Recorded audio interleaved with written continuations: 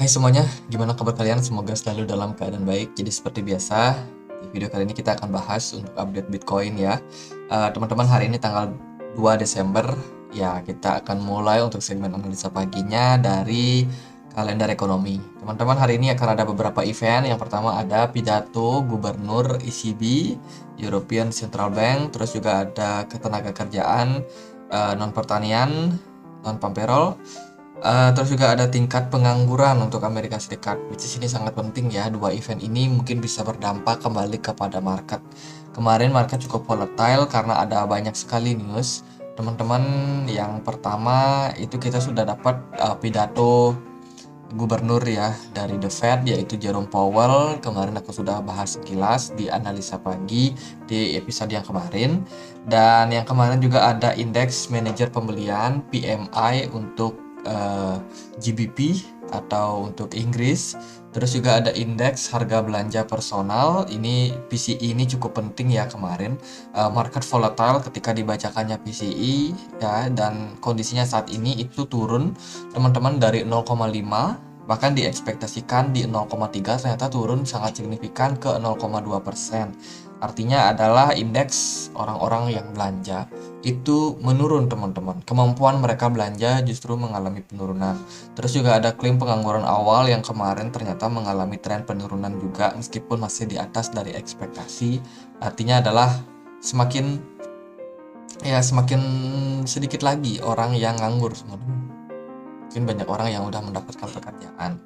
Terus juga ada indeks manajer pembelian atau PMI yang kemarin terbilang negatif, dan ini berbanding terbalik sih sama dolar. Dolar dalam kondisi menurun cukup signifikan ya di perdagangan kemarin. Kita akan lihat nanti dolar seperti apa. Event yang lain mungkin news yang lain itu ada dari regulasi untuk cryptocurrency yang bakal dipercepat oleh seluruh dunia saat ini karena kemarin kasus FTX yang bisa dibilang kurang begitu baik. Ini menjadi sebuah clue teman-teman. Mungkin ketika next bull run di 2024 kita bakalan lihat bahwa regulasi kripto itu sudah bakal masif ada di banyak negara. Ketika itu mungkin kepercayaan yang namanya investor itu bakalan benar-benar sangat percaya terhadap market, karena ketika market sudah diregulasi, mereka mendapatkan keamanan dalam hal investasi di kripto. Tentunya ini akan meningkatkan minat para investor. Mungkin di tahun 2024 kita baru melihat yang namanya regulasi kripto. Mungkin akan ada di Amerika Serikat atau di negara-negara besar lainnya yang tentunya punya pengaruh besar. Jadi mungkin ini kita bisa note sebagai salah satu event yang memicu bull run ke depannya. Terus yang lain kemarin itu ada mainnet untuk Theta. Nggak tahu mungkin hari ini masih bakalan berpengaruh atau seperti apa. Cuman kalau di beritanya ini kan tanggal 1 ya, di belahan bumi barat sana masih tanggal 1 tentunya. Jadi mungkin aja event masih sedang berlangsung. Dan untuk tanggal 2-nya nggak terlalu banyak. Ini ada beberapa mungkin yang aku spill. Salah satunya adalah ERN. Hari ini ada launching NFT untuk Lionel Messi. Terus yang lain mungkin nggak terlalu banyak. Ini ada POP yang listing. Mungkin teman-teman bisa cek di exchange kalian kalau ada koin POP mungkin bakalan ngepam hari ini. Terus ini ada Pundi X yang ada sistem update, mungkin berpengaruh juga. Terus juga ada BNI yang melakukan mainnet. Ya mungkin sekian aja event-eventnya. Koin-koinnya juga nggak terlalu populer. Mungkin ini koin-koin micin yang bakalan dibawa naik. Jadi teman-teman yang merasa di exchange kalian ada koin-koin yang aku sebutkan nanti, ya coba dicek, siapa tahu dia bakalan ngepam. Ini buat yang suka spekulan aja sih sebenarnya. Terus yang lain, Bank Indonesia baru saja terbitkan rupiah digital. Ini adalah bank digital ini bukan bank digital tapi rupiah digital. Ini adalah salah satu currency yang berbasiskan dengan blockchain teman-teman. Nah, kita belum tahu blockchain apa yang dia gunakan ya untuk Bank Indonesia sendiri. Dan ini tentunya bisa menjadi sebuah indikasi positif karena dari seluruh dunia sendiri itu sudah mulai mengadopsi yang namanya teknologi blockchain, meskipun mereka tidak mau mengakui yang namanya Bitcoin sebagai currency atau mata uang, tapi setidaknya mereka sudah mengarah ke teknologi yang lebih modern lagi, yaitu dari rupiah digital, dan ini diberikan namanya Project Garuda ya. Untuk white papernya kemarin aku sudah sempat share di komunitas Telegram kami. Mungkin kalau teman-teman ada yang join, bisa cek langsung ya di menu search. Terus di sini teman-teman ketik aja white paper. Di sana aku sudah sempat kirimkan. Nah, ini ada white paper yang bisa teman-teman klik linknya, atau teman-teman bisa cek di sini untuk download ya. Teman-teman klik aja yang download ini, nanti akan langsung ke download untuk white paper CBDC Project Garuda, yaitu rupiah digital Indonesia. Jadi itu yang mungkin mau cek. Kalau yang enggak, kita akan langsung ke berita dari kalender ekonomi. Oh ya, untuk link komunitas Telegram kami bisa cek di kolom deskripsi. Nah, tadi kita bahas ya bahwa indeks dolar itu mengalami fluktuasi kemarin dan dapat tekanan di akhir-akhir sesi itu di sekitar jam 10 malam waktu Indonesia Barat. Dan untuk event hari ini mungkin udah clear. Kita akan langsung aja masuk ke pembahasan teknikalnya. Kemarin indeks dolar dapat tekanan, yes, benar sekali. Indeks dolar tertekan sejak sebelumnya di kisaran 106, sekarang diperdagangkan di 104, which is ini penurunannya 1%. Ini adalah sebuah penurunan yang sangat agresif untuk sekelas indeks dolar, teman-teman. Dan saat ini kondisinya lagi mencoba break level supportnya di kisaran 105 ini. Dan ini merupakan level support yang cukup kuat. Kalau memang bakalan di breakdown lagi, maka kedepannya posisinya berpeluang buat turun sampai kisaran 103, teman-teman. By the way, indeks dolar ini turun berarti akan ada aset lain yang mengalami kenaikan. Yang mengalami kenaikan signifikan itu adalah gold atau emas. Emas setelah dia breakout daripada descending channel ini, saat ini posisinya sedang running di kisaran 900.000 rupiah. By the way, ini gold dengan rupiah ya, kita nggak pakai US dollar, dan posisinya cukup positif. Gold kembali mengalami penguatan, jadi selamat tuh teman-teman yang udah sempat cicil emas mungkin di kisaran 800.000 kemarin ya.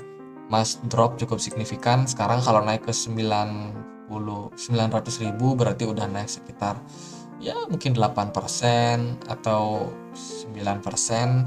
Ya mungkin lumayan lah buat teman-teman yang memang investasi dalam bentuk emas, atau mungkin yang trading di forex menggunakan emas sebagai aset trading mereka ya. Teman-teman mungkin akan melihat emas ke depannya masih dalam tren positif, teman-teman. Ini karena terjadi money flow dari indeks dolar ke aset-aset berisiko ataupun aset-aset yang lebih aman lainnya, seperti contohnya emas, saham, ataupun Bitcoin. Jadi itu peluangnya saat ini. Turunnya indeks dolar ternyata membuat aset lain seperti emas, perak juga naik ya. Perak, palladium, dan lain sebagainya. Jadi logam-logam mulia itu sekarang dalam kondisi tren reversal, teman-teman. Lalu untuk S&P 500, kita lihat kemarin dia sukses untuk tutup gap yang sebelumnya kebentuk di kisaran 4.070 something, dan saat ini posisinya adalah indeks S&P 500 berada di bawah yang namanya resistance yang terbentuk di 4.100 something. Nah, kalau indeks dolar berhasil turun lebih dalam lagi, maka indeks saham Amerika S&P 500 maka akan berpeluang untuk naik sampai ke kisaran 4.500. Ini berarti dia harus break daripada level resistance di sini. Kalau memang itu terjadi, maka ya peluang untuk kembali dalam tren penguatan akan lebih terbuka ke depannya. Jadi ini positif buat indeks dolar. positif buat indeks saham Amerika. Terus kalau Bitcoin gimana? Nah, Bitcoin di perdagangan kemarin ternyata mengalami tekanan jual yang cukup signifikan. Meskipun dolarnya turun, Bitcoin ternyata turun juga. Artinya adalah ada money flow teman-teman dari yang namanya indeks dolar, dari Bitcoin ke emas. Jadi sekarang investor lebih banyak fokus ke emas ternyata. Jadi emas dulu yang dikerek naik, baru nanti emas koreksi turun, eh ya mungkin peluang Bitcoin bisa dalam tren penguatan ke depannya. Tapi so far untuk saat ini masih belum sepertinya ya. Kita melihat kondisi Bitcoin saat ini cukup positif, koreksinya masih cenderung terkontrol, cenderung stabil. Teman-teman bisa awasi Bitcoin di kisaran level support di kisaran 16.700 something. Dan juga untuk segi volume perdagangan Bitcoin nggak terlalu signifikan teman-teman, jadi terjadinya pullback, terjadinya reversal sementara ini masih dalam kondisi yang bisa dibilang terbatas ke depannya. Jadi mungkin teman-teman yang berekspektasi Bitcoin bakalan bullish, masuk bull run, mungkin belum ya. Kita realistis aja lihat volume perdagangan yang nggak terlalu besar ini, tapi kita masih membuka peluang Bitcoin bisa naik lumayan lah, mungkin sampai ke 18.000 something, atau mungkin bisa ke 20.000 ya, siapa yang tahu teman-teman. Oke, kita akan coba bahas lebih detailnya seperti apa. Nah, ini adalah Bitcoin di time frame 1 jam. So far sih dia dalam kondisi yang terkoreksi terbatas. Kemarin cukup volatile ya. Bitcoin bikin short squeeze dan juga long squeeze, jadi dihajar keduanya. Tapi sementara memang koreksi wajar mungkin bisa terjadi dulu dalam jangka waktu dekat teman-teman. Jadi nggak ada yang perlu kita khawatirkan. Sorry, ini aku baru aktifin untuk alat bantu melukis. Teman-teman, kalau kita lihat sih dalam kondisi saat ini Bitcoin bisa dibilang berpeluang untuk testing ke level Fibonacci 61,8, which is ini adalah salah satu golden ratio yang patut kita cermati. Jadi potensinya saat ini adalah Bitcoin bisa koreksi dulu ya, koreksi wajar ke kisaran 16.700, barulah kemudian Bitcoin berpeluang buat mengalami tren reversalnya. Terus peluang yang lain mungkin bisa turun agak dalam ke 16.600, baru kemudian tren reversal dilanjutkan. Kalau kita lihat dari segi pergerakan sebenarnya ini cukup baik. Setelah Bitcoin berhasil breakout daripada ini sideways yang cukup panjang ya, mungkin ini kita bisa consider sebagai sebuah bullish flag. At the end dia breakout, which is tandanya bagus, tanda reversal teman-teman. Dan saat ini kondisinya memang kalau kita cek untuk target penguatannya dari sini kita pindahkan ke neckline, dan sepertinya memang ya masih sedikit di atas ya. Jadi mungkin bisa dibilang kondisi breakout kemarin Bitcoin sedikit underperform.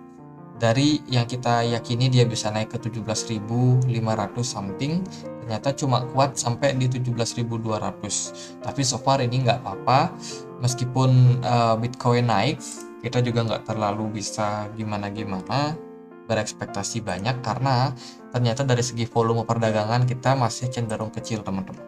Kita akan lihat keputusan The Fed ke depannya seperti apa di bulan Desember nanti. Tapi kalau dari isunya, dari kode-kode yang diberikan sepertinya bakalan naikin sekitar 50 basis point. Dan ternyata yang paling merespon positif adalah gold, bukan Bitcoin. Tapi meskipun begitu kita akan coba lihat seperti apa prospek Bitcoin ke depannya. Kalau menurut saya Bitcoin masih bakalan berpeluang naik sampai kisaran 18.000 untuk jangka pendeknya. Semoga ini bisa realistis tercapai di awal bulan ini, karena ya level 18.000 ini bisa dibilang salah satu level yang cukup penting, dimana kan sebelumnya Bitcoin juga sempat sideways ya di level-level tersebut, maksudnya di atas level 18.000 ini. Jadi sempat memang Bitcoin beberapa kali testing, bahkan kemarin ketika dia drop dia sempat bounce testing level tersebut. Artinya adalah level 61,8 ini bisa dibilang ada permintaan ya yang cukup signifikan.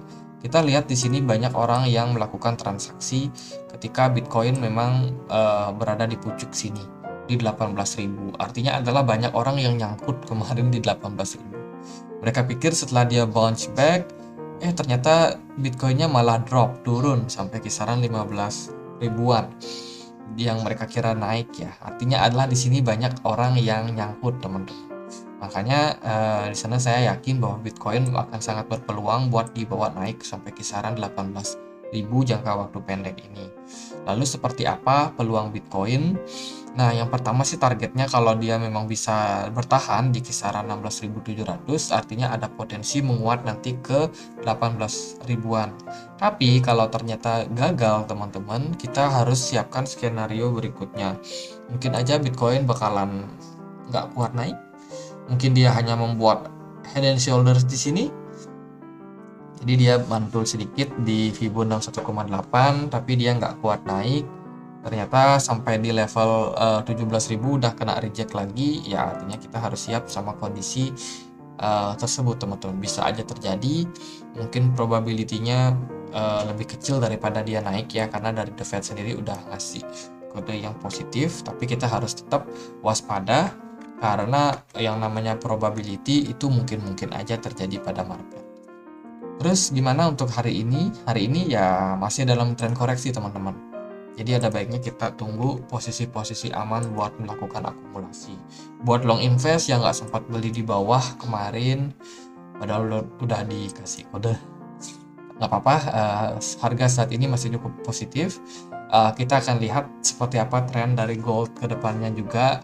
Kalau gold bisa naik tinggi ya bagus buat teman-teman yang udah beli gold. Tapi kalau enggak pun, artinya akan ada money flow yang mungkin akan mengalir ke cryptocurrency juga. Mungkin realistisnya ke 18.000 atau mungkin bisa lebih tinggi sampai ke 20.000. Ya itu harapan kita, teman-teman.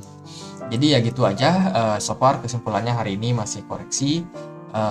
Lebih banyak buat teman-teman sabar dulu, tunggu momentum. Kalau yang mau cicil, menurut saya di Fibonacci 1,8 di kisaran 16.767 itu bisa menjadi titik kita melakukan akumulasi.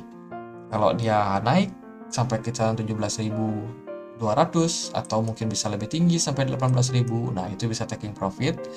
Kalau dia breakdown dari level tersebut, ya itu teman-teman harus waspadai ya. Kalau Bitcoinnya ternyata volume sellernya besar, tapi kalau dilihat dari kemarin sih volume sellernya nggak terlalu besar dan hanya terjadi koreksi wajar saja. Oke, mungkin pembahasan Bitcoin sekian aja ya. Kita akan update di hari esok lagi, siapa tahu ada hal-hal yang menarik untuk kita bahas juga. Dan sekian aja, semoga bisa bermanfaat. Kalau teman-teman suka, jangan lupa untuk klik like, komen, dan juga subscribe. Kita lihat seperti apa kondisi besok. Sekian aja akhir kata saya, Andri. Makasih.